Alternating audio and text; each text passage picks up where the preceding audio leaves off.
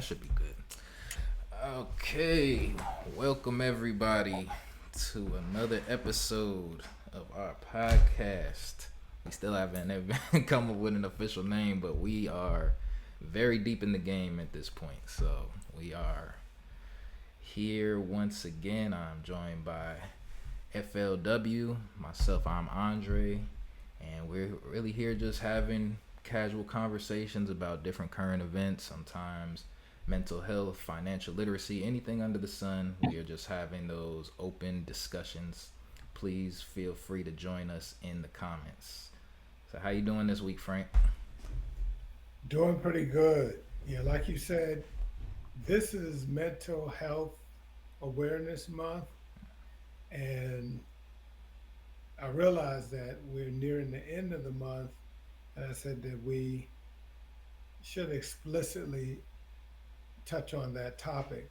Mm-hmm. Although I think that we might, or I should say, I will deal with it in a different way than maybe the therapeutic route. Mm-hmm. So, of course, the psychiatrists and people like that, there's a way that they come at this information. But the way that I want to approach it is to see if we can talk about some practical things that we can do to support our well-being, Mm-hmm. mental and otherwise. And so I've got a couple of points, and I know that you'll have a lot to say on these points. One of my mentors said years ago that our attitude determines our altitude. And some people are flying real low because their attitude is just, oh boy. Mm-hmm. Right. And I don't, you mentioned finances, Mm-hmm. and what I'm going to say ties into this. A lot of folks are dealing with a difficult economy. Some of us are not. Some of us are not. Some of us have figured out how to fly above. Some people are difficult dealing with a difficult economy. I heard earlier today that over 70 of a particular auto parts store is closing. Mm-hmm. And just in the past couple of days, I noticed that one particular popular pharmacy, and I'm not saying the name because again, we're trying not to give away advertisement until until these companies are, and we're moving in that direction, but no free advertisement, right? But a particular pharmacy establishments, two of their locations have been shuttered closed. A leading supermarket chain has shuttered the doors of a particular establishment. Why am I sharing this? Because one of the main reasons why organizations restructure and close locations is because they figure out they can't afford to pay people to work at the establishment, and then maybe the foot traffic isn't enough to satisfy keeping the doors open, which means whenever you have an establishment, you have a number of establishments shuttering their doors, that means that there's attrition. There's people who have lost their job. Right. And so, as companies, and we talked about this in a previous episode, that the federal government let go a lot of people. Mm-hmm. You got the people, some of the top players in the federal government now in the job market. A number of people in the private sector are now in the job market. And if you're a boss and you're looking to hire someone and you're trying to decide whether to hire someone with a great attitude or someone with a funky attitude. Now, some people, and then I'm gonna let you talk, Drake, because I know you, yes, I know you got something to say. Oh man, the attitudes. So, some people, some people are of the faulty idea that if you got the goods, you automatically are in the game. That's not quite true anymore. That's not quite true anymore. We know this because even in the higher echelons of sports, now, again,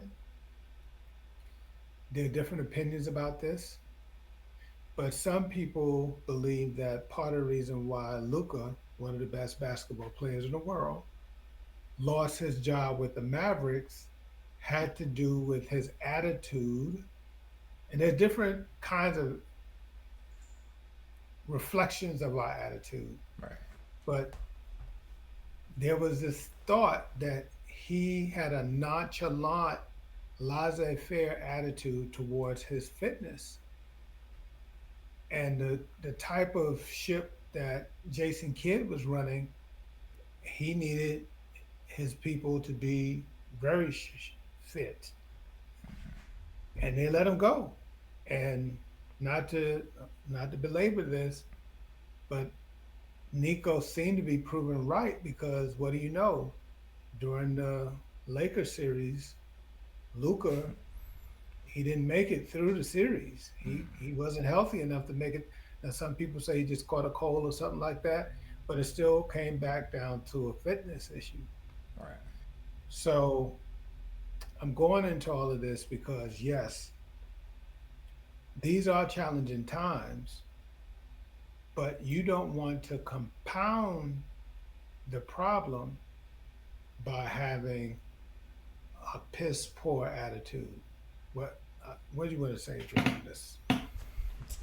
Um, yeah, attitude is definitely a major player in today's game, and really, it's more the attitude to, like we were talking about last episode, to persevere. Because if you don't have the proper attitude, then once you get a couple of no's, a couple of rejections, then you're no longer looking forward to continuing on the path that you've already set for yourself. When we're talking about attitude in the actual workplace and keeping a position, that's another place where yeah, you definitely need to make sure that that's not going to be your downfall ultimately. Just because the skills aren't enough anymore. Like they can find skills. You have AI, you have other people who are willing to do the job, but your attitude is something that they can't really program away. And that's one advantage that you do have over a lot of these new positions or people trying to come in and take a position or take your spot, because it's all like you were talking about with Luca. Everything is competition, so where you're slacking, someone else is willing to pick up the slack and go twice as hard, even if it's for half the pay. It's like, people are, but that's all about attitude. So we're at the point, since times are getting so rough, a lot more people are willing to do twice as much as you for half as much as you're getting, and you have to realize that in the job market today. And I want to piggyback on that part where you said half what you were willing to accept, because of course, as the marketplace contracts and less people, and we talked about this, we're going to keep talking about it as technology continues to move forward and they're figuring out how to use robots to do what people did, Mm-hmm. then that means that you have more people competing for less slots. Right. And because some people were good at managing their finances before the layoffs and the shutdowns took place, some of them can afford to possibly accept less because they were good stewards over the funds that came their way when things were rolling and popping. So part of the reason why I wanted to start with this attitude piece is because there are things that we can do to contribute to the attitude that we'd like to have. And let me say, let me let me say one of the things that triggered me wanting to go down this particular path. There were a couple of things that happened. One, I was helping a niece with understanding how to do parking maneuvers in a parking lot, Okay. and we were using a popular college in Metro Atlanta, their parking lot. Mm-hmm. And sure enough, the reality is that when you use such parking lots, there's the possibility that their Security. security will come and say, hey, you know, you can't do this here. It happens. That kind of thing happens. But let me tell you something. This guy, he was just way over the top Mm-hmm. with it. I mean, even to the point where he now imagine I could see if we were in the parking lot drinking and we had music blaring all the way up and wilding. Mm-hmm. I can understand if he got a little animated about that or if we were resisting. Came over, he said what he said, very nastily, of course, Mm-hmm. unfortunately. And so we left the property, went to a different property that was nearby that did not belong to that college, belonged to a public high school. Mm-hmm. The same guy decided to come around the corner like he was stalking us. And this time he insinuated that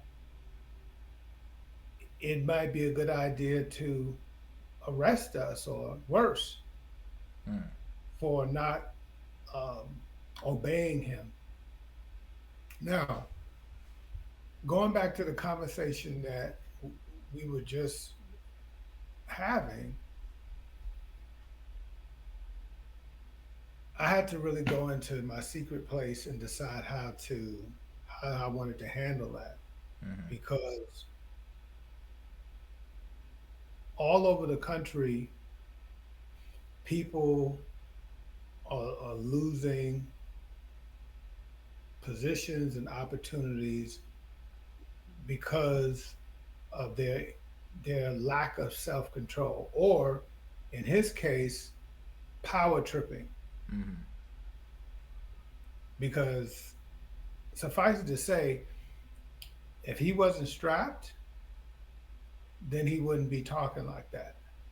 In a totally different arena, wasn't strapped. He was that guy who would go in the corner and be quiet. Mm-hmm. But all of a sudden, because somebody gave him a badge and a weapon, he, in his mind, became extraordinary. Right. Don't do that. Don't do that because here's the thing. It's just like the whole road rage thing. Mm-hmm. And I'm sure you've seen this, Dre. You get a person in a big vehicle, and if you don't push off at the light in 1 second, they're honking, passing you, putting up the middle finger, and all of that. Just totally. And see, the same person that would do that, if that same person was alone with you in an elevator, that person would be trying to go through the floor. Mm-hmm. And by the way, here's my point with that.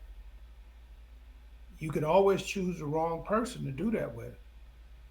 So one young lady told me that her pops went around this guy in a way that the guy didn't like, and the guy caught up with him and just started letting off.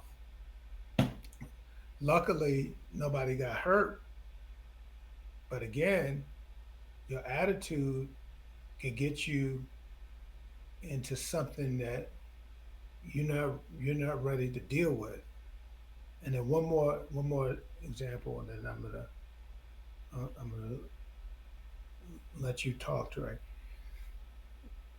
This other young man was telling me that an elder that he knows, he turns into a different person when he's behind the wheel. Mm-hmm. And he started with a verbal barrage with this other motorist. So when they came to the traffic light, that motorist got out of his vehicle, walked up to his car, slapped the fire out of the elder that the young man knows. I'm just telling you, you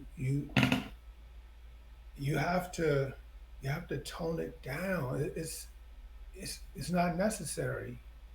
It's absolutely not necessary. And remember, I told you, as bad as you have made yourself to be in your mind, maybe there's no one badder than you, but there's a potential that there's somebody that is authentically wilder than you. Let's use let's Yeah. use that term because the C word is not in vogue anymore. That's the word I was thinking. Yeah. No. It's especially in Atlanta. Atlanta is a place where you are liable to kind of run into a plethora of different emotional people. There's a lot, but it's also speaking to the environment. I mean, there's a lot of just like, especially talking about on Metropolitan. I always think about that road, and it does make me a little bit.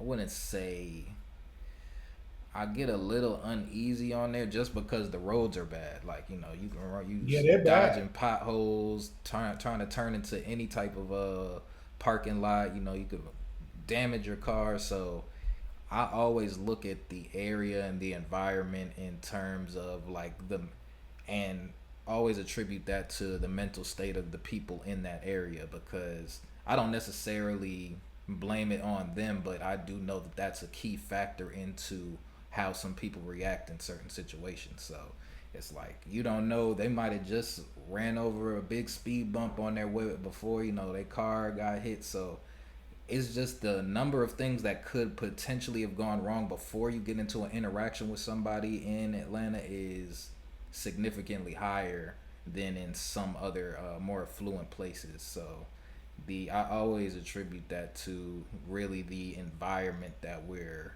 living in and the conditions, because all of that, it's like a compound effect. So the more you see in broken lights, you seeing just uneven concrete, all of that is just like, it's like one thing, two things, three things, and by the time you run into somebody and you have an actual conflict with them, then you're just ready to unleash all of that anger that's been pent up inside of you.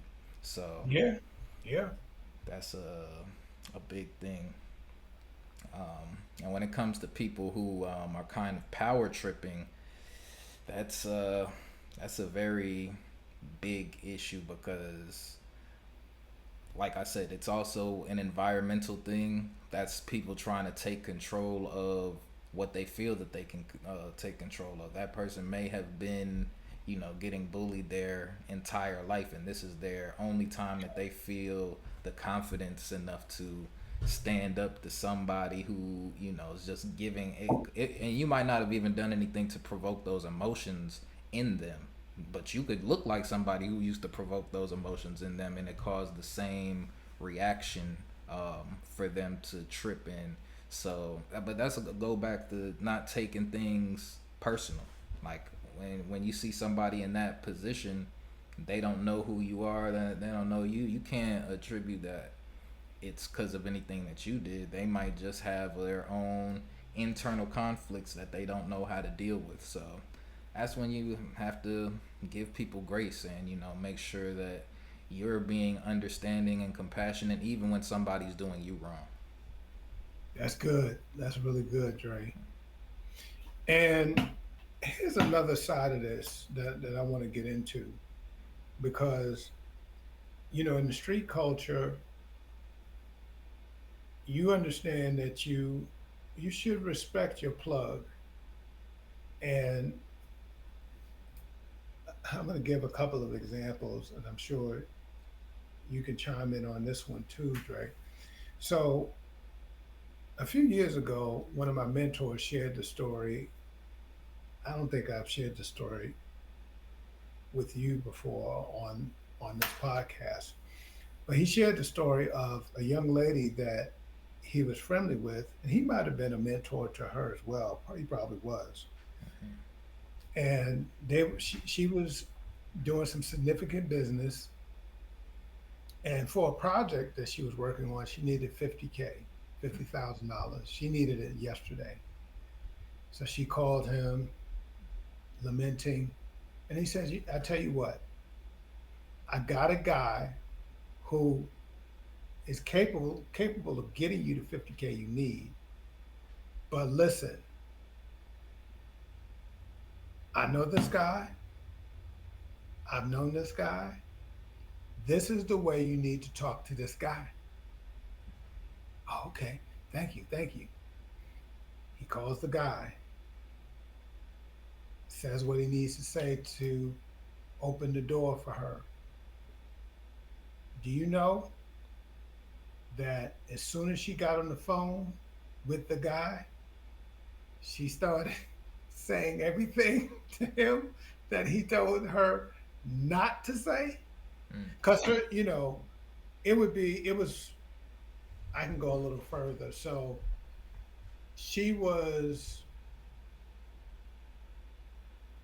she was very much on the Black Lives Matter wave.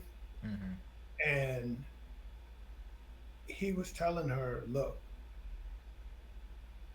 this person, sure enough, is black, like you and I, but don't talk to him about that.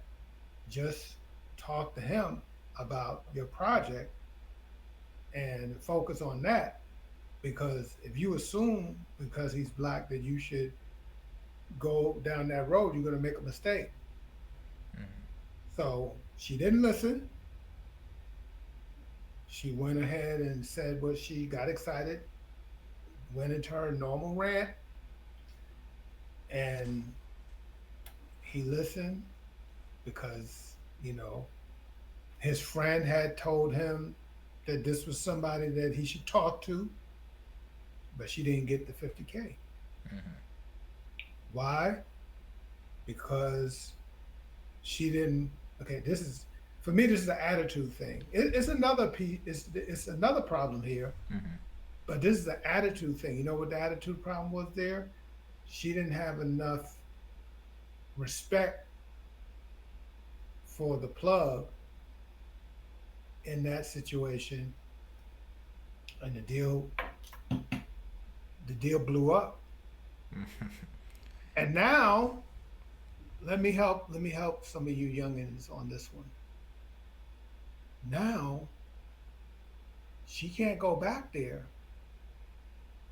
She won't be able to go back there for 50K because who is he going to because here's the thing, what happens when you mess up a situation like that. Right now, if I'm going to use a real simple example. Let's say that Dre was friends with Miss America, I thought Miss America was attractive. Dre put in the plug for me with Miss America. I go out with Miss America on Dre's plug. Miss America comes back and says that I burped in her face and just was horrific. I promise you, Dre don't have to say it. That would be the last time that I could come to him for a date hookup. It's over. It's done. Because now, as as good of a friend as he is with Miss America, now she can't help it. She's questioning his judgment now. Right. They have known each other for 15 years, and he can say, "Hey, I didn't expect that from him." Blah blah blah. But if I behave that bad, now I've kind of put some egg on his face.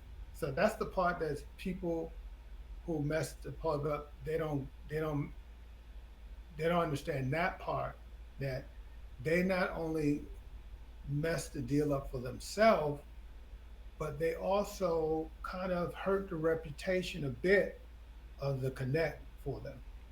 Mm-hmm. Did you And want to chime in on that? yeah, and on that part, cause what you can do is that reputation part really is a big factor whenever you're, but that comes to when people talk about gatekeeping certain things. So they're like, oh, why don't you tell me about this opportunity, why don't you tell me about that opportunity? You're not ready for this opportunity, or I can't trust you um, to not mess up this opportunity, not just for me or but for people coming behind you who are actually serious. Like, you have to vet the people who you're giving certain information to know that they're ready for it. And that's something that I think the overall community has to keep in mind. Like, not everything is for everybody. Like, we have That's right. to um, be very selective moving forward of the information that we give to certain people, because they may just abuse, it always has the potential to be abused in the wrong hands. So yeah, that's a very um, good analogy, just in terms of, if you mess up this chance, then you really probably won't get another one, and you might cut everybody else off from those opportunities. And that can be very selfish in a lot of situations. So always just be very mindful, and don't take. You might think that your friend is just putting in a word for you, but don't take that lightly. And you don't know how much of a sacrifice that may come with, especially if they already aren't 100% sure that you're going to deliver in what you say, or you're not 100% sure that you're going to deliver what you say. Before you ask, think, is it worth her? Because they a lot of people wouldn't necessarily register that as hurting somebody else, but that's really what it is. It's like you are hurting that person's reputation, you're hurting that other person's relationship with whoever you were trying to do business with. So and the thing is, they might have came to you just to extend a helping hand, or you might have gone and asked them, not even thinking that they had an opportunity to help you. So just by being very lackadaisical with how you approach this opportunity, you can really hurt some people, and you don't So, know to what capacity you're hurting them. so Dre, I want you to explain this to people while you got the mic also. Because people, what I'm going to ask you about, because we mentioned on other episodes that I'm a financial coach, I'm sure some people, if I said it, it may go in one ear and out the other, because, okay, of course you're going to say that. But can you share with our audience why many employers, especially for certain types of positions, will include a credit report? Why do certain employers include looking at a potential candidate's credit report as a consideration in determining whether to hire that person or not. I would say that's more of a habit. Like they're tracking your habits. So what a credit report might say about somebody is, are they reliable? Do they pay things on time? Those are some of the major things that they're looking for out of a credit report, or how well do you handle your responsibilities ultimately, I think, or and like we talked about a couple of episodes ago, there's a plethora of things that couldn't damage your credit report, but also there's a bunch of ways that you can fix it as well. So it's like, if you did have a bad credit report, how what steps did you take in order to correct those mistakes or those dings that you had on your credit report, and how long can you maintain it? Because it's like, if you can only, let's say you get you at a 650, then you drop down to a 600, then you get up to 630, then you drop down to 580. All of the fluctuation is also just showing how consistent. Like, are you just getting your credit score up to do one thing and then forgetting about it? Because that also shows some levels of irresponsibility. So that's a lot of the big things that people are tracking when it comes to your credit. Like, they look at when you're just doing a lot of other business, when you're buying a house, of course they're looking at your credit, they're looking at your debts.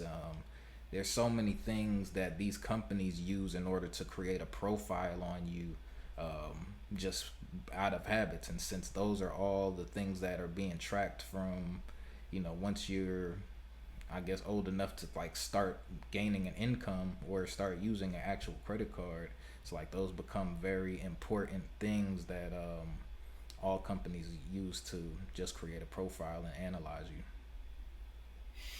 So thank you, Dre. And I asked you to share that for a good reason. So I had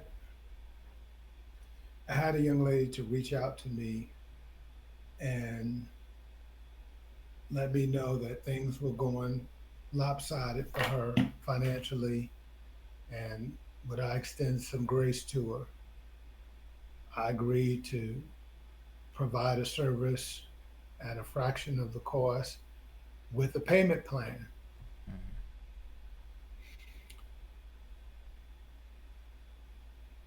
This person got the service requested, but did not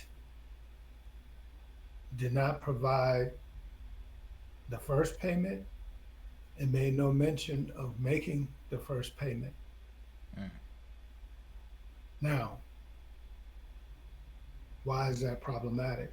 Because, see, and Dre said at the beginning that this is a discussion. I hope that those people who are watching and will watch, share it with, because the stuff that we're talking about, somebody that could benefit from hearing this discussion, because that person has come to you. It might be your son or daughter that we're talking about. You need to request strongly that they watch this. See, here's the problem with that behavior. There's a few problems with that behavior. Number one, if this person in question is having an employment issue, if the person had acted in integrity with me, going back to the plug thing, let's say that I found out that Dre has a position that he's offering for somebody with this person's skill set. Had this person behaved in integrity, I might have the confidence to come to Dre and say, hey, Dre, hey, I know this person that's struggling a bit financially, seems to be working hard on the up and up, seems like a credible person. That's why it's called a credit report, because when you come to somebody and say, hey, I want you to give me $350,000 to buy this house, these people don't know you. Mm.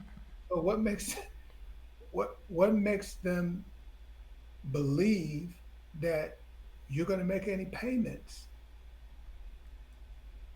That's what a credit report is designed to do, to suggest whether or not you're credible. That's a big So fact. once you don't keep your word and don't try to keep your word, you don't, you see, this is the thing. This is where people get twisted up. They, because and we need to maybe just do a show on scamming, because we know scamming unfortunately is very popular in in Metro Atlanta. So what some people think, well, shoot, I got away with that, and now they didn't gotten into that scamming thing. Mm, But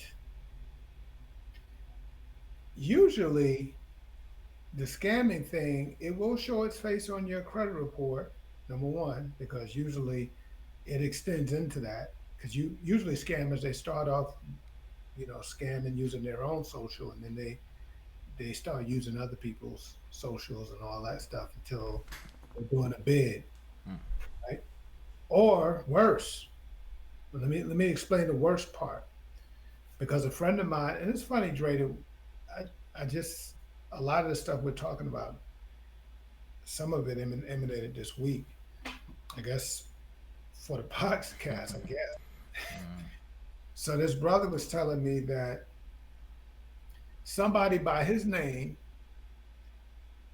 was scamming, mm, and apparently this person by his name has scammed the wrong people, and those people called the guy that I know mm, by that name, and he said, "Whoa, whoa, whoa, okay, I can tell by the kind of questions that you're asking me that somebody with my name did some foul stuff."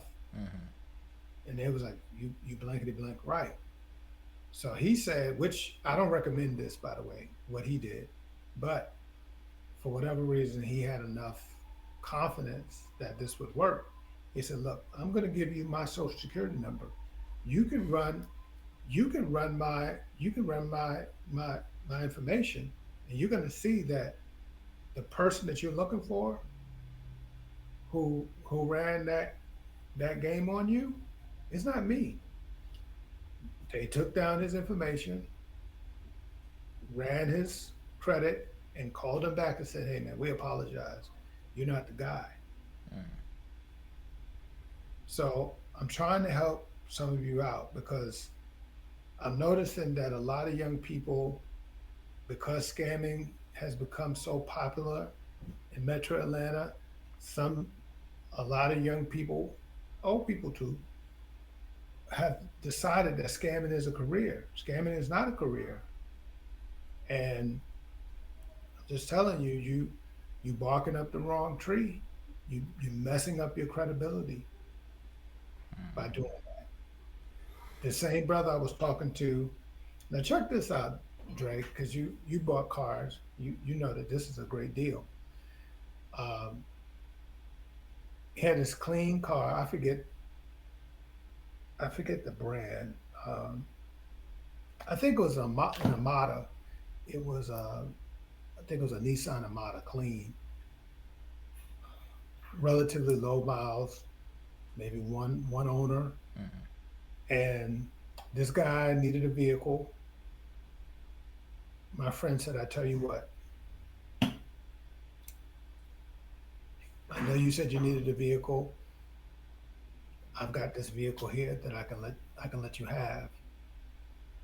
So he let him get the vehicle for $2,500. Now I'm gonna tell you this: $2,500 for a decent running car, that was a good price 15 years ago. Right. So to get that price within the past 5 to 7 years is still a great price, right? Yeah. Mm-hmm. But guess what he did, Dre? So my brother signed the title over to him. This, now again, as a financial coach, this is not the way to go. Right. You don't do this. But I'm just telling you that sometimes the good Lord will put it on our heart to be a blessing to people, and then it's that person's job to properly receive the blessing. Mm, So the guy said, "Okay, I will make payments towards the $2,500, but I desperately need this vehicle for my family." So that was part of the reason why the brother was willing to do this. He gave him the keys, gave him the title. 2 weeks passed by. He didn't hear from the guy. The guy didn't even call to say, "Hey, look," because things. I now I can tell you sometimes when we make an agreement, things will jump off to try to right. couple that agreement up. I've experienced that. But at a minimum, you call and say, "Hey, look, I know what I told you. I'm going to make good on that." You don't ghost the person who just gave you.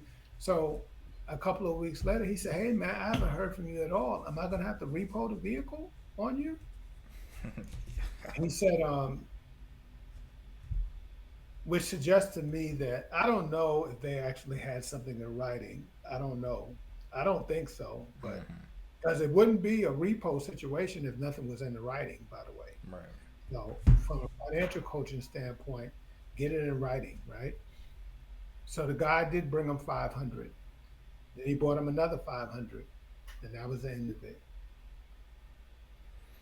So again, in this scamming culture that now exists, people feel like, "Whew, man, I got a good deal. I'm only paying a grand for this."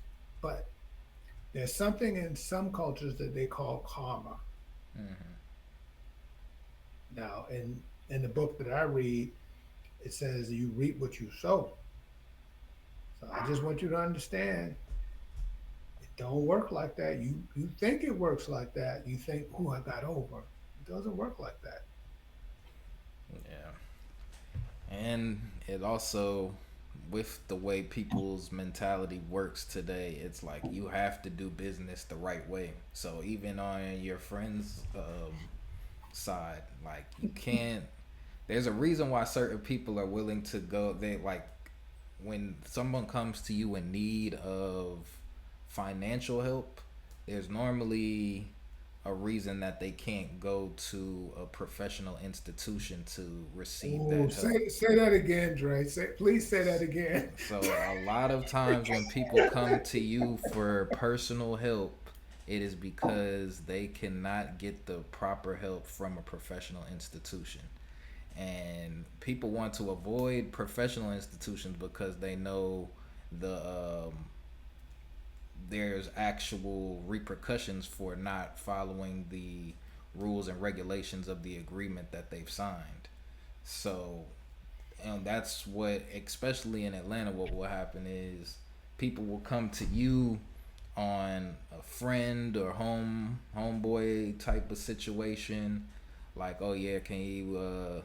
I just need you to spot me this. I just need you to spot me that, and that's where we can go so wrong because it's like you feel like you're compelled to do the right thing, so to say, but with you doing that, you're no longer now you're not protecting yourself and head like actually exercising your caution in the risk of lending this money out. Like people always say, don't lend out any money that you are not ready to completely lose, and so that's a motto that I pretty much live by to the T. If I need it back, then I probably can't lend it to you because if we have nothing, there is no. Especially people love to do this with small amounts of money. They're like, oh, you gotta ask for $20 back. Why are you broke? You need to ask for $20 back. It's like, yes, that's my $20. I had a plan to do with that $20. You needed the $20, didn't you? So now I need it and I can't get it. But that's another reason why they have the credit checks and everything, because really what a credit check does is they see if you are in, not just that you have had the patterns of paying it back, but that you are currently in a financial position to where you can pay it back. Like when you go through the process of buying a house, you have to prove that you've had these funds for a predetermined amount of time, and it didn't just get switched into your account a day before you make the purchase. So and then you have to prove that you've been working all of this time, so they can say, okay, this is an acceptable amount of money for you to have at this point in your career. And they have to make sure that you can also, that you're going to maintain employed once you get that loan or that mortgage payment, that mortgage loan. So anytime, that's, you gotta kind of stay away from helping people in that capacity unless you're okay with not getting that money back, or not getting properly what's the word I'm thinking, compensated for your services. And that's just the world that we live in right now. Because whatever, if somebody can save $100, they're definitely gonna try and save that $100. If they could save 20, they'll take that 20. So in a world where everybody's just trying to get over, you have to protect yourself and do good business at all times. Dre, you said a couple of things that I have to piggyback on, and all of these, that's how I know Yahweh's in this because um, uh, each one of these conversations is different, but they're all good. Um, so, number one,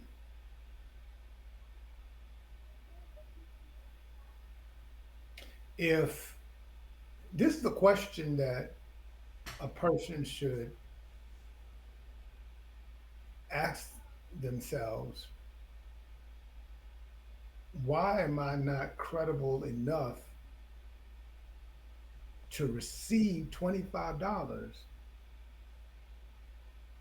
So, some people, their credibility is so wrecked that folks are not comfortable lending $25 to you. So how did that happen? That's question number one. And so that requires some introspection. How did how did things get there? Right? That's number one. Hmm. And it's funny that you use that number 25 because again, this week I would be in earshot of a conversation. My buddy, he had the phone on speaker, and this person, it as he was picking up the phone, he made it clear he was like, "Oh, bleep, this is my ex. Let me see what the bleeps do." Right?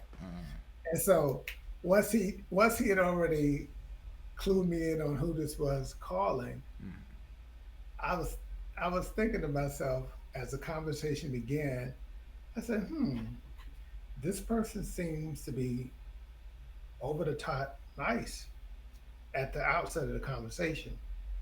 So it made me question his initial attitude until the ass came around. Yeah. So it was just playing nice to gain an advantage, to gain what was desired. And Hmm. the answer was no. The answer was no. And I thought to myself, I said, oh boy. I said, no. What, how many bridges did this person burn that they couldn't get that amount, that small amount? Because I know, I know for a fact he had it, Hmm. yeah, way more than that in his pocket. And let me share this with you. Said something, Dre, that reminded me of a story. In a class, I felt bad for the young lady because I would often say exactly what you said. Don't loan what you can't afford to give away. So after I made that statement, this young lady raised her hand and shared this story. Her baby daddy had just got out. Got out of where, Frank? You know where? He had just got out and he needed some money yesterday. Something about those people who need some money yesterday, right? But anyway, The amount that he needed was the amount that she had set aside to pay her rent. Now remember, I said that the guy who called her was her baby's daddy, which means that baby was still at the house. Mm-hmm. She lent, so we know that the first of the month is when we pay rent and stuff, Right. mostly, right? Mm-hmm. So let's say it's May 23rd when she makes the loan to him. And of course, he promises on his mama and everybody else that he'd get it back to her in a couple of days. He just needed to, you know, do what he does, get back into the swing of of things. Right. You know? So May 29th, she don't hear from him. May 30th, she don't hear from him. So we getting close to the first. Mm-hmm. So she calling. She going straight to speaker. She don't hear back from him for 2 months. Got arrested again.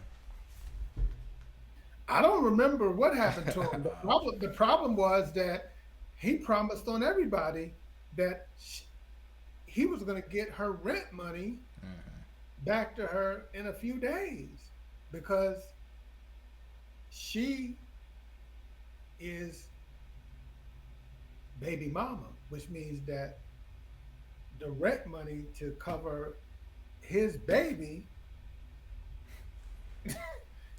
You see how Mm-hmm. callous, you see how callous that is. So baby mamas, I hope you heard that story. Unless you have another set of funds to use to pay the rent, because you know what she ended up having to do. She had to ended up she ended up having to do a payday loan, Mm. and we can do a whole session on payday loans. Yeah. Because let me just tell you, and in my lifetime, I've done a payday loan before. Mm. It's horrific. Because you know why a payday loan is horrific? You know why title loans are horrific? Because the interest is what we call in the field usury. You know what usury is? It means that the amount of interest they charge is designed for you to never pay it off. Mm. And then sometimes with those loans, Dre, the terms are so draconian that they don't allow you to pay it off early. Mm. Make you pay all the interest on it. Yeah, yeah. So she had to do. So she already has, didn't have a whole lot of money to begin with. She had squirreled away the rent money to pay.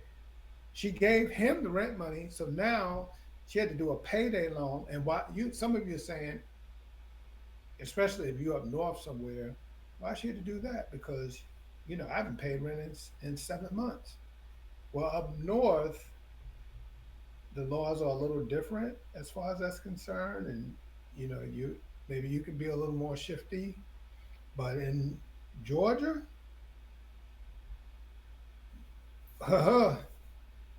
they give you a day or two, and then they piling your stuff up on the curb. They don't goof off with you at all. They don't play in Georgia. In fact, actually, that story kind of makes me think a lot of people.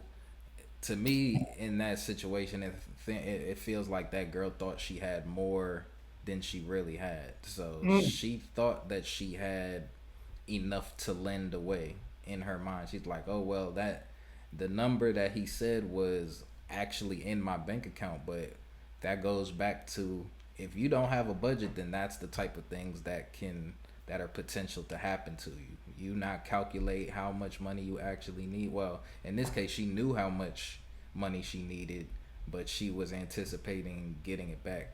You have to have double. You have to have double something in order to pay for it. That's one of the golden rules. So if you can't buy it twice, then you can't afford it.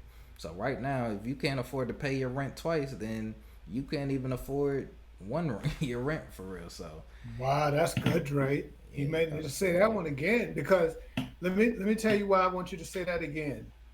Ooh wee. So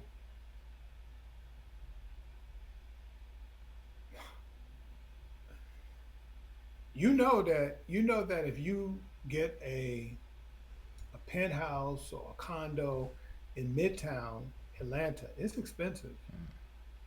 It's expensive right now. And I know people who, because of the need for appearances, are seeking to pay $3,000 to $4,000 a month on rent to stay in Midtown. Now, if you listen to what Dre just said, your blank should cancel that idea immediately because you can't come near paying double that a month. So just erase it from your mind. It's lunacy. If that's the formula, you're a lunatic to do it. Yeah, I'm about to look up because there is an actual calculation that you should be a percentage that your rent should be of your total income. How much? And while you're looking at that, I want to share this. If you if you start feeding stray cats, How it's gonna come? It was 30%. So if your rent is over 30% of your income, then that is you're living in the red right there. So only you have to be able to pay your rent with maybe a little bit more than half of your first of one paycheck that you receive for the month in order to for your housing to not affect your standard of living. So just keep that in mind. If you're paying over 30%, you are in the red for basic living. In not even just in Atlanta, just in general, anywhere where your housing is taking up more than 30% of your income, that is considered a dangerous level, and you do not have enough to afford to continue paying that and uphold all the other things that you need to afford in life, including life insurance or health insurance and transportation, food, all of that. So 30% of, if you look at it as a pie chart, 30% should go to housing, which should be your largest expense in most cases. So now if you take that 30% and then shift it to 50% of your income, now just think about what's happening to everything else in your life, and you have to sacrifice somewhere. But that's where people can end up in credit card debt because they're like, oh well, I just use my money to pay this. Everything else goes onto a credit card that I don't have to worry about uh, technically month to month, or you just leave a balance on there. So that starts to get people into a trap that's very hard to dig themselves out of. So always keep in mind, it doesn't matter how nice it is. You have to understand where you are financially and don't stress yourself because that's also how you will end up living check to check, and then you're no longer even like you actually become a slave if you're living if you're owing more every month than you're bringing in, then you're technically a slave because you're working for no money at that point. and if you move into that midtown apartment, let's say that you do the calculations and you say, you know what, um, I'm I'm I'm balling out of control. And this is what you're saying, and you figure out that you can afford the rent. But remember that it's not just the rent. Just like when we in the past when we've advised people around purchasing houses, it's not just the house payment. You have to maintain the house. Maintenance is You have big. to have furniture in the house. You have to heat the home. You have a water bill.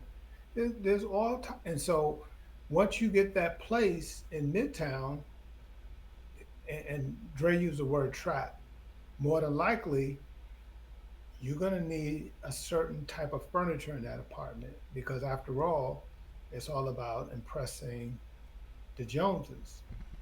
And you will definitely need the proper whip,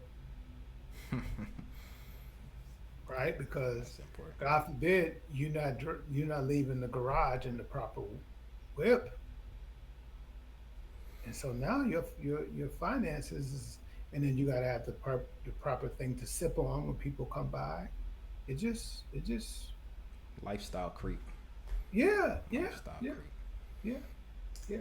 Actually, that because when we're talking about impressing other people, that actually, because I had a thought earlier this week, I was like, they've actually been able to turn every sin into an app. If you want to think about it, like if you're talking about from gluttony on like Uber Eats, talking about lust, OnlyFans, and Tinder, talking about wrath if we talking about Twitter, X, um, sloth if you want to talk about Netflix, greed like some of the money app, the financial app. So it's just like every sin has now been able to. You don't even have to leave your home to do some of this anymore, and that's kind of where as a society, things become so normalized that we don't even recognize that we're all drowning in just this filth. So that was just something that I was thinking of when you were talking about the trying to portray your life in a way that makes you look better than other people for these apps that are forcing everyone else to do wrong. Now there's another side of putting up appearances for people. There's a way to do it. The way that I want you to do it is be kind. So instead of focusing on pretension, focus on kindness.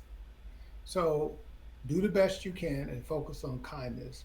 So if you get invited to a business meeting or a social event, put your best foot forward. Oh, but I don't know, how do I put my best foot forward? Google it. Ask GPT chat. There's tools that you can use to figure out how to fit into a particular culture.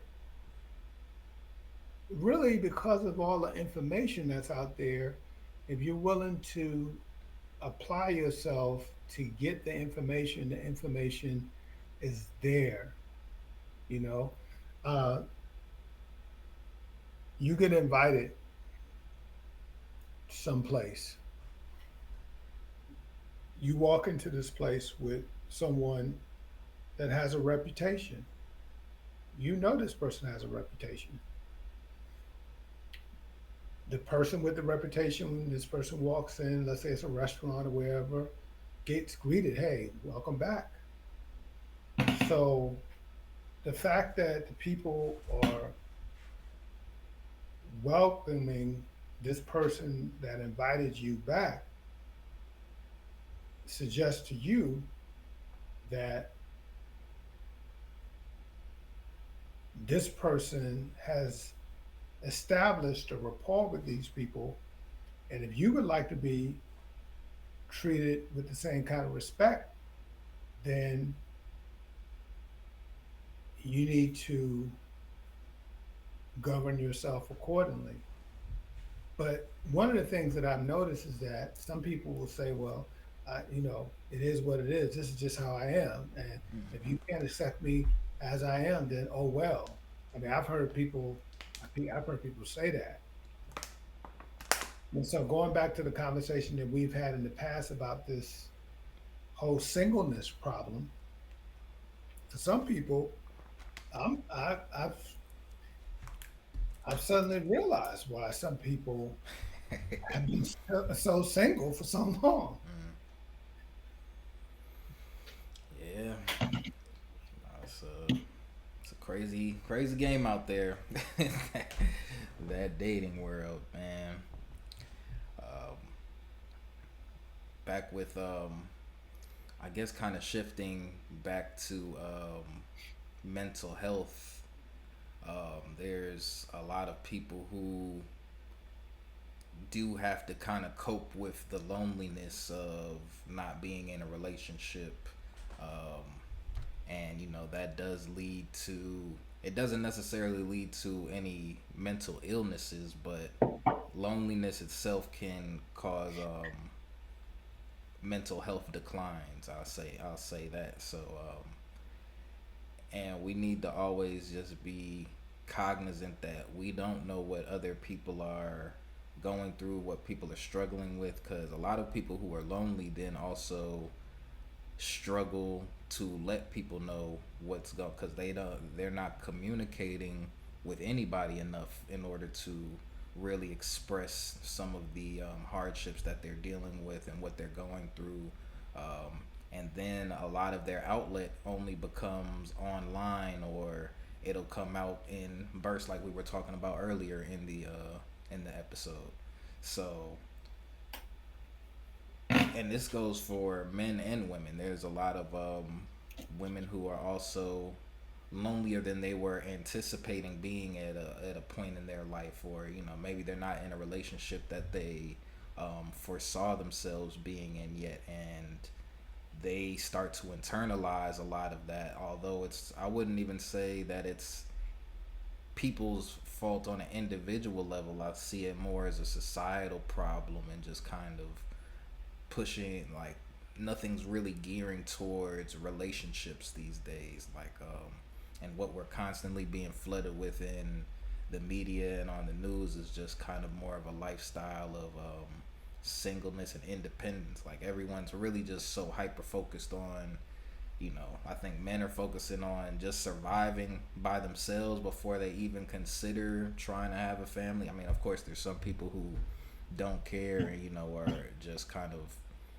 they just want a family and not really caring about how they want to take care of them. But and on the same side as we have women who are in situations who just don't want to feel like they're left behind or left out of something that they want to do, and so they're kind of leaning toward, in some cases they may be trying to rush to have a family, and other cases they may be trying to avoid having a family at all costs because they feel that it may restrict them from doing certain things that they want in the future. um, and that's just something that we have to, since we're talking about mental health, just always remember that loneliness is a very big contributor to the decline in mental health. Sometimes when it comes to loneliness, it's common to put a particular kind of face or label on that. And, you know, sometimes folks will talk about the lady with 17 cats, but women are not the only ones that are lonely. Men get lonely also. And lonely people are not only folks who lack financial well being, because, of course, people associate financial prominence with togetherness. But sometimes people who are well off financially, I mean, I couldn't remember his name. I had to look him up. Howard Hughes, film producer and an aviator, he was a recluse. Now, some would say that there was some type of mental disorder that led him in that direction, maybe, or maybe it was just a matter of him becoming paranoid from not really knowing who to trust. There's different kinds of factors. But I'll say this: one of the things that I try to encourage people to do, because any of us, if we're not cautious, can find ourselves in a position where loneliness wants to take over. Mm, One of the best things you can do to stave that off is to engage in community. indeed. Now, one of the things that is tricky about today's times is there are folks who have a trillion followers on on Twitter, and see, we're talking about positioning yourself to have authentic relationship. And I believe that actually being in the same space with a person is not something that has ever gone away, because there's an energy transference that takes place when we take the time to get into the same space with another person. One of the things that is amazing to me, I was watching this one person recently who was part of the motive for the direction of this talk. We happened to be together very early in the day, before before business hours, and this person was so sour that one of the people that we came across said, "Hey, you okay? You had your coffee yet this morning?" Mm, But yet, this person was very religiously communicating with somebody. So, what I'm going to say is maybe we shouldn't focus on just having a communication with someone that's shallow, these random multiple communications, shallow communications with people. Why don't we get back to building relationships and having conversations with people where you actually hear their voice? Because I don't know, as connected as you would think we are, with all these different apps and followers, you're right to bring up loneliness, Trey, because there's a lot of people who are struggling in that area. yeah.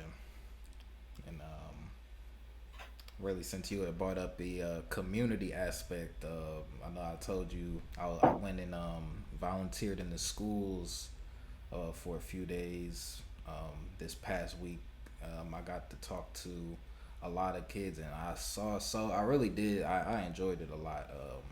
I saw so much value in just talking to the kids directly. Even if it were, some classes were smaller. I did three classes in total. One was a group of like 9 students. The next one was like 22. Then the third one was 7 students. But like when I was in there, I was like, man, I felt like I needed to do so much more while I, because it's like, dang, these kids are in a classroom for, well, not one classroom, but that you have an hour and 30 minutes on a daily basis to kind of pour into these kids and give them all of this information that you think could, potentially help them in the future. And it's like, dang, if you're not taking advantage of that time, it just made me look at the school system, not the particular school system, school in general, just so crazy. It's like, man, and it's not the school's fault per se. but it's just, I guess, how we've taught children to interact within the school systems. Because I'm like, man, if they were learning some of the, like, they're smart enough to learn just about anything, but it's just like if you're not trusting them to, as I'm talking, I'm thinking it's like, because it's not really necessarily just a trust thing. It's the kid's willingness to do that. Like we talked with T Bless, it's a lot of other factors that go into why this time isn't as productive as it could be. Even though they're physically in the same location, they're with other students, and it's like, but they're never really encouraged to work together as a team.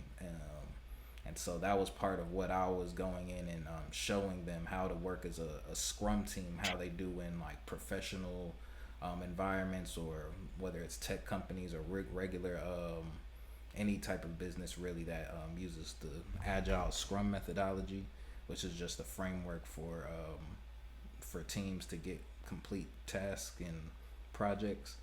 But seeing the kids really did enjoy. I saw, well, it looked like they genuinely were enjoying some of what we were doing, and I was like, man, it just made me know that it's like, yeah, this is kind of where I do want to be, or spend a lot more time. And I think it's just like the amount of value that I saw, that I even got out of a situation like that was just really great. And all people, in all instances where you know you have that chance to be in person with these kids, as opposed to like joining them on a Zoom meeting, or just kind of interacting with them through YouTube or like streaming. It's like, man, that time is just, it can't be overstated how valuable that is. First of all, I want to thank you for taking the time to do that. And if anybody could have taken the Zoom route, it was you, because you're a tech guy, and you could have went the Zoom route and touted touted your laurels. Yeah, I took some time out for the kids. So it's as a former classroom teacher, I can't tell you how valuable that is, because I can assure you there are some young people who now have hope that they can become you. They can become that tech person, because maybe based upon what they've seen in books or even online, they've heard about Elon Musk, and they've heard about Bill Gates, but maybe they had not put a face to technology and a black person being a tech leader. And I don't even know, if that lane is the one that you were in when you went to the schools. I know that it often is. So I just Right. made an assumption there. It was. Mhm. Yeah, yeah. So sometimes the position that we find ourselves in that ends up affecting our mental state has to do with a lesson that I shared on a different platform recently, and I want to reiterate it. I'm going to talk a lot about this in the coming days, because this issue is pretty significant. A friend of mine reached out to me and asked me to um, pray about her son, who was showing a lot of defiance and unwillingness to function as a part of part of society. Now, there's a lot of different things that are going on to help perpetuate that attitude, but it's very dangerous. Many years ago, I had the opportunity to introduce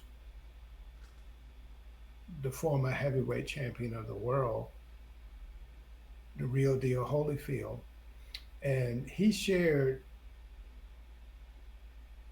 some maxims that he got from his mother. And we just celebrated Mother's Day. Happy belated Mother's Day to all the mothers out there. Where would we be without you all? So the real deal said that his mother taught him number one to listen. Dre, how often is it that we're talking to someone, we're sharing a sentiment with someone, and they're not listening? You know why? Because they're so busy trying to figure out what they are going to say next, never mind what you're saying. Right. So it's supposed to be a conversation. And in a conversation, at some point, you talk, I listen. I talk, you listen. But for a lot of folks, it's it's pure monologue. It's I talk and then I formulate the next thing I'm going to say. I talk again. So, number one, listen. And I was talking to uh, a sister about this who has extensive military experience. Mm-hmm. And in some occupations, not listening,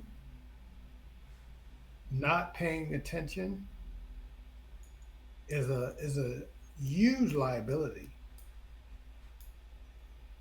because if your commander gives you a direct order, you may not have an opportunity to get it repeated.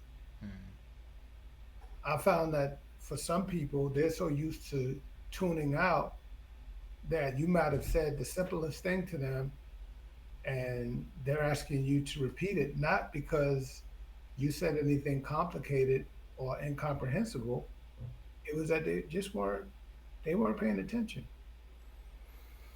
Yeah, people got short attention spans. I mean, that's also a consequence of the digital age that we're in now. Like, it's very hard. Like, I know my attention is diminished. I wouldn't say shot, but it's definitely taken a hit from all of these apps and just instant gratification of things. Like, we're all succumbing to the effects of technology in one way or the other. So, but yeah, for some people who never had any in the first place, then theirs is almost in the negative to where they can't even take their mind off of something that's not 100% stimulating.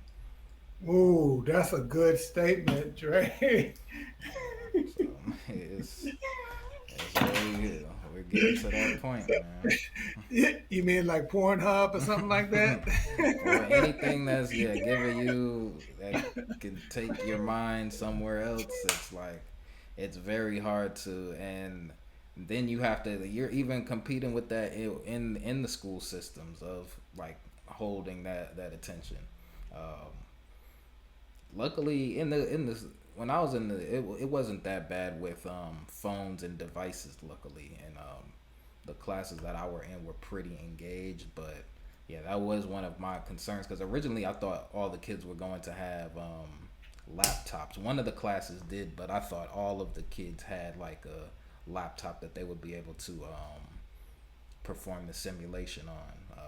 But that just wasn't the makeup of the classes that I was visiting at that time. But yeah, that attention is I mean that's what all of these apps once again are fighting for. So now it's like, okay, well, which sin do you want to draw your attention to today? And that's really what you do have to understand when these kids are using.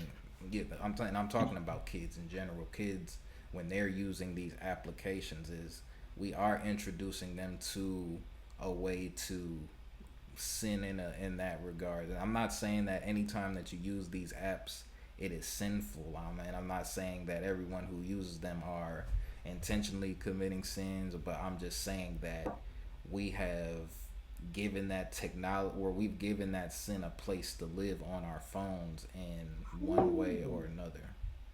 that's good, Dre. That's good.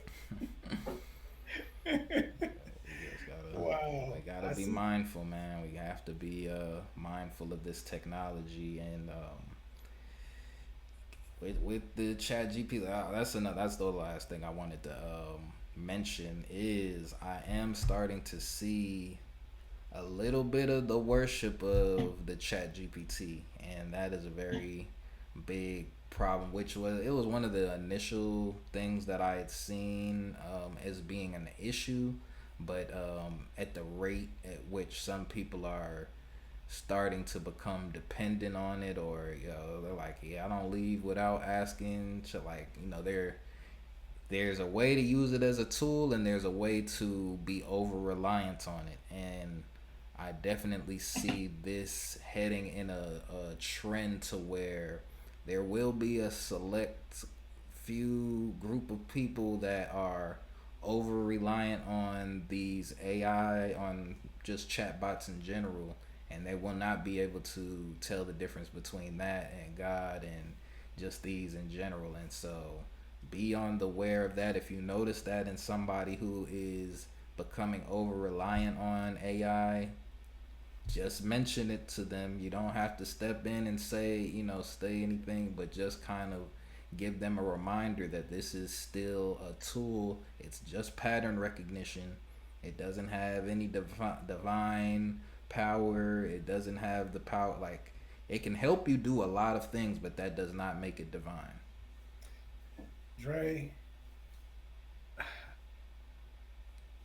I did my first live TikTok a few weeks ago, and I was standing in front of a library, and you're actually making the point that I was thinking, but I didn't say it explicitly, and that is that a lot of people have decided that they don't really need to do any kind of work or deep research because they can always just chat.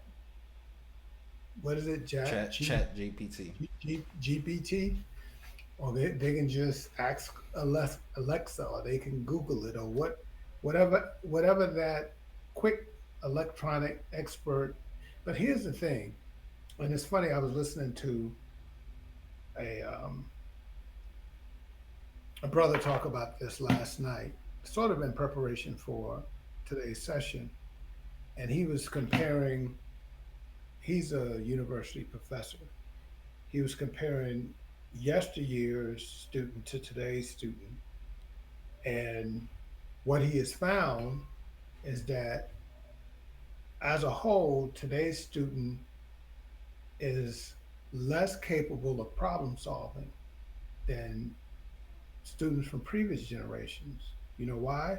Because of what Dre is talking about. There's some people who, I'm gonna just say it flat out, some people don't even try because in the back of their mind, they can just go to Google and find the answer. I remember in the waning days as a classroom teacher, I would have students just kind of like, I don't really need to read that book because I can just Google the answer. So why do I need to read that book? But what you're missing is the depth of knowledge that would be necessary for you to do exactly what you are desiring to do, run your own show. Because when you are actually trying to create a product or whatever it is that you're doing for your client base, you're going to need a base of knowledge that is with you. So if every time you need an answer, you got to go to Chat GPT or go to Google because you don't yourself know anything, then why would I need to hire you? And also, what's really happening is, I think, if you look at just like information, if you look at just, I guess if you look at evolution or just how the brain is developed, right now we're getting to the point where it's no longer necessary, and we're gonna start seeing changes of us not having to hold all of this memory in our minds in general. So it's like we'll see some actual, I think, some physical changes further down the line in just the way people maybe look. I mean, of course, people will look different, but just the way the structure of the brain is by not being forced to remember all of this arithmetic and just all of this little small problem solving things. I think it's already started, Mm, actually, I'm honestly. sure probably in sub Yeah. capacity, but yeah, there's just the way that people, because this is I don't think a lot of people do understand how major of a technology this is being introduced to humans just yet. I don't think people fully grasp what's been happening, and since we're so new into it, it's like it's very hard to project or predict where we're headed. Which is why I tell everyone to be familiar with it, but at the same time, do not get lost in the sauce of it. That's generally my best advice to you. You cannot get lost into the fact that you don't need to know anything. No, you need to use it in order to help you to study. You have to use it for enhancement. You cannot use it as a replacement, or else you'll be replaced altogether. So that's where I'll You leave that you right you there. you said it right there. I wanna go back. I want to continue dealing with this listening thing. I just realized that we I want to be sort of methodical with this. So the champ said his mother, the first lesson was to listen, and there's so many different layers to that. As a parent, sometimes parents, they only focus on the listening that the children need to do to them, but we as parents also have to listen to the children because sometimes the children are trying to communicate something to us, but we're so busy seeking to be boss that we're not hearing what our offspring is actually saying. Now, of course, I've said in previous episodes, beyond the parent-child relationship, the two people that made that child, a lot of the challenges they have has to do with either them not listening to each other or one of the partners not listening. And so many relationships go awry, whether it be parent child, husband, wife, all because people refuse to listen. Did you wanna did you wanna chime in on those relationships and why listening is so important? Um, yeah, listening. I think in general, I was actually just saying that's one of the things I was talking about with the kids earlier. I was like, because that's kind of the whole point of We the Sauce, to to have the older generation and the younger generations have that actual communication. And I was telling them, I was like, I know there's certain things that you're struggling with today that I didn't have to go through. And so, I think a lot of times as we get older, we look back at younger kids and like, oh, well, I made it through that, so, they'll be able, but we don't know all the factors that are going into what they're going through today. So it might be 10 times harder. It could be 10 times easier, but you don't know if you're not having, if that way of communication isn't open.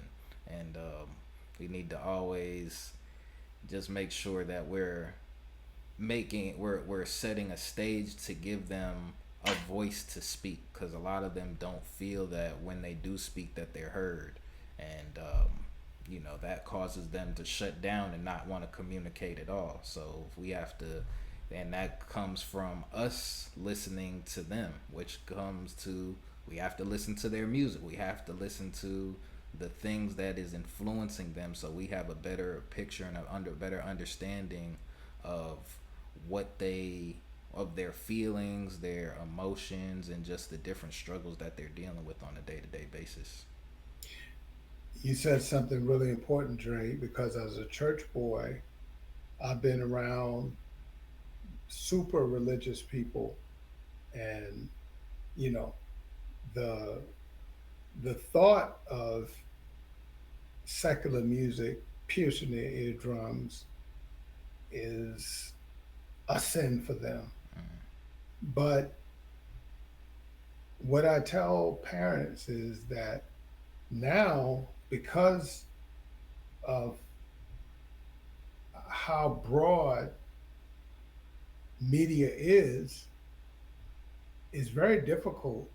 It's been difficult for generations, but it's really difficult now to prevent your child from hearing popular secular artists. Right. So you should assume that they might be interested, and you would know if you would ask them. And then rather than just flat out forbidding them, because the one thing we know is that your outright forbiddance without even checking it out is going to make it that much more interesting to them, because now they're thinking, what am I missing? Mm-hmm. Instead, why don't you do what Dre said and check out what they are listening to, and then have a conversation where Mm-hmm. you get to share your ideas and listen to what they're saying. And just real quick, because I guarantee if you're listening to the music with your child, they are not, when it makes them feel uncomfortable, it's gonna deter them from, or it's going to at least make them recognize that, okay, this isn't something that I should be listening to. So you should be listening to the vulgar music with your child, because just so they have that understanding. Like, I'm not saying go and listen to all of the, I'm just saying that you should take opportunities to listen to what they're listening to, give your honest reaction to how you feel, and show them that that's what they would think if they heard you listening, if you heard them listening to that music by themselves. So it just gives, it's the feedback that some of these kids need. Like, they don't know how you'd react. They're probably assuming that you wouldn't like it, and they might be surprised that you guys connect on certain things. But then that goes and leads into a conversation where it's like, okay, I understand why you might like this beat, but how did you feel when they were talking about doing this to this girl while I'm sitting right here? That's gonna change people's perspective on moving forward. Like, oh, okay, yeah, maybe I don't want to hear that, or maybe they'll think of you sitting next to them next time they're listening to a song like that, and may encourage them to turn it off. But if you never being willing to sit and have those uncomfortable conversations with your kids, then it'll lead them to either one, be sneaky about listening to it, two, want to reenact some of the things that they're hearing in the songs, so, or just three, them making that type of music and perpetuating some of those negative things that we hear in today's music. So it's not meant to. I'm not trying to turn you into a fan of any of this music. You just have to be aware of the music that is out here, and understand how to communicate with those around you, and understand how what other people might have in their minds or in their head, because it's like there's some things that are said on songs you would never think that people are thinking this way, but until you actually hear the context in which it's being used, that in some cases a lot of people don't have the, I would say, vocab not well I won't say vocabulary. A lot of people don't have the life experience to kind of describe some of the things, some of the emotions that they're dealing with, or some of the things that's stressing them out. And so the only the only medium that they can use is maybe, oh yeah, we about to go kill somebody, we about to, so that just might be the only language that they know in which to express themselves.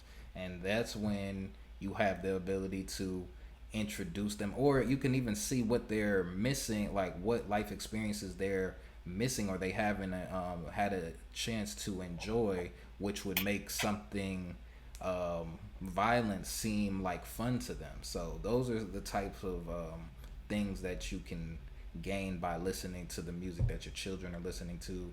Young people need to listen to what older people were listening to, and vice versa. Like, we need to have that blend so we can really start to have these conversations.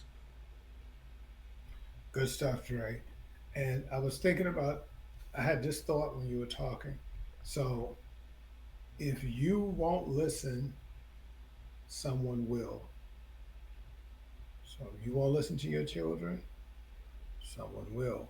And then the question is, do you want because the person that's listening also is in the best position to influence, because we all want to be heard. And that statement not just applies to parent child, but in grown folks relationships. If you won't listen, somebody else will. Simple. You won't listen, okay, all right, somebody else will. Now, the one other area that I want to apply this whole listening thing to is the workplace. So going back to the original comments that we were talking around attitude and so forth. Dre, how important is it? How important is listening in the workplace? Listening, I was talking about that to the kids today too. Um, Listening, I want to say listening is more about following instructions. Following instructions as opposed to listening, or because a lot of things aren't communicated by talking directly in corporate spaces. So listening is important, but it's kind of being able to read between the lines and understanding what your roles and responsibilities are. Um, the way that people communicate is more by, like, oh, it needs to be written down for it to be real. Like, I mean, they record meetings and conversations all the time, but unless you write out a ticket for something or create a user story for something, it's almost like it doesn't exist, and people will forget a whole conversation that you had. So listening is important, but documentation is like the new listening in the workplace, I would say. That's good. So I noticed that if we follow our normal pattern, we do have a we do have another session in the month of May. It would be the 29th. And if it's okay with you, I'd like to continue with this topic. Um, the next time I would like to share the other two maxims that Real Deal offered us. So far we have listen. There's two others, and then I also want to continue along this vein of self help. What are some of the things we can do to help ourselves to be more mentally sound? To kind of tip it off, which I think you were alluding to when you were talking about all these apps designed to help people sin if they choose to. I want to kind of tip off a part of what I would like to talk about by this statement: garbage in, trash out. And so, that has application in many different areas. Again, we're not discounting the fact that when we talk about mental health awareness, that there are certifiable things that people should go to a psychiatrist to get help with, get support from a psychologist to get help with. We're all for that. And we encourage you to take advantage of those resources. I am not a psychiatrist or a psychologist.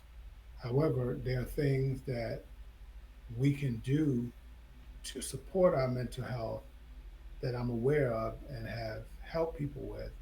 And that's what I'm qualified to share.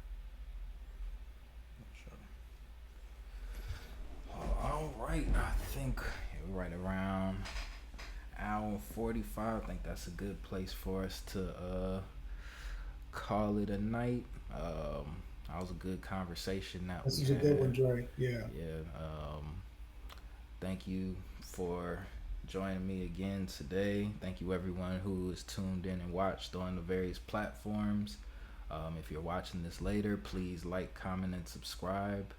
And we will see you guys next time. Thank y'all. Thank you.